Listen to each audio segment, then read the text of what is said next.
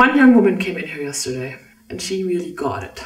First of all, she suddenly felt that she didn't have real life skills and that learning how to build like this would be a really valuable skill and fairly easily obtained. And that reminded me of how I felt. Even though I was an architect, I didn't really know how to build a house. In theory I did, but I had no idea. And when I came out of that co-op workshop, that my world had changed because I felt like I had the power and the know-how.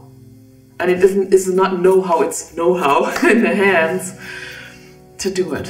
And that changes your world.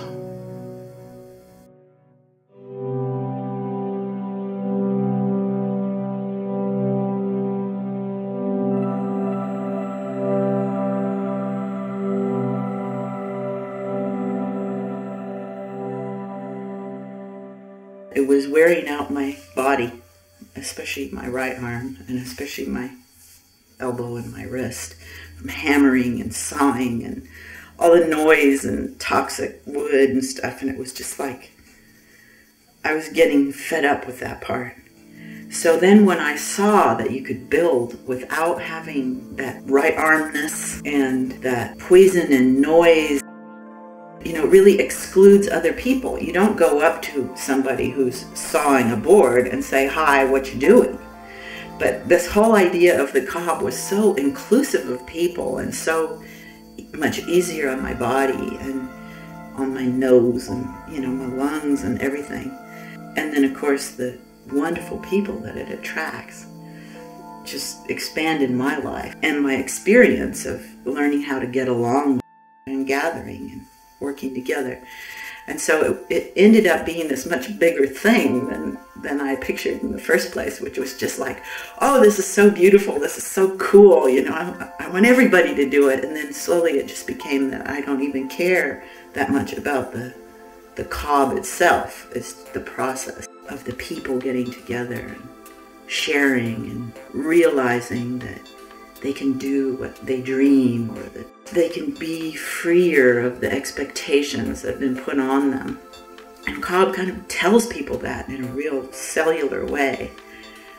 And you can watch how it affects the people. You know, at first they're kind of skeptical and asking technical questions and, you know, frowning. And then by about day 3, they're just laughing and they're covered in dirt and they're having conversations, deep conversations about what they maybe could do in their life.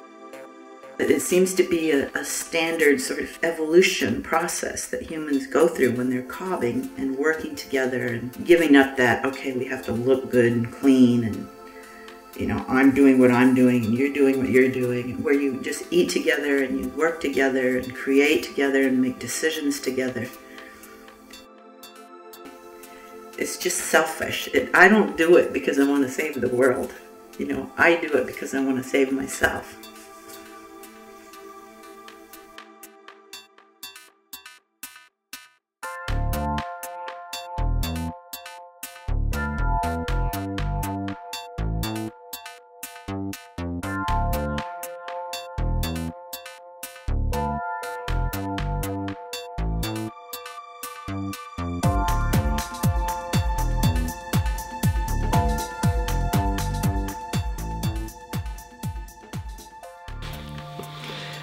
Well, about 14 years ago, I didn't have a roof over my head. I got divorced and I had about $4,000.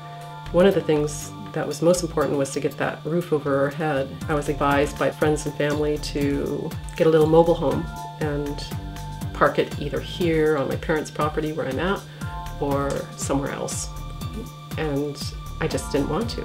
I felt that I had learned a way of building a house. I had taken the first cob cottage workshop and had learned how to build cob, and I felt that if my parents said I could park a mobile home on their property, why not build my own little house? So I did.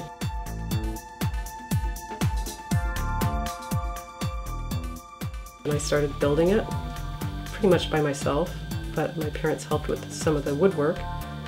And 4 months later I moved in and have been living happily ever after. So it was a very quick process, and it was never regretted. It was wonderful. I think of the mobile house once in a while, thinking of what it would have been like to live in one of those boxes, and there's just no comparison. I've never since then doubted who I am, because when you follow that first crazy dream, which Cobb was for me, why should you have doubts about anything else that you have inside you, other dreams you have? So I've tended to think that Cobb has strengthened who I am, and that strength is shown to everybody who comes and visits, you know, whether it's for a few minutes or for days, or old friends or new friends.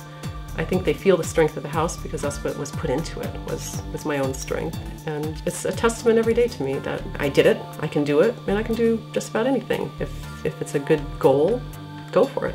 So, yay Cobb. She was, how old were you then? 9. I was 9. Okay, you forgot your own name. You forgot my age. Right. So maybe you'd like to talk about that. Okay. About that.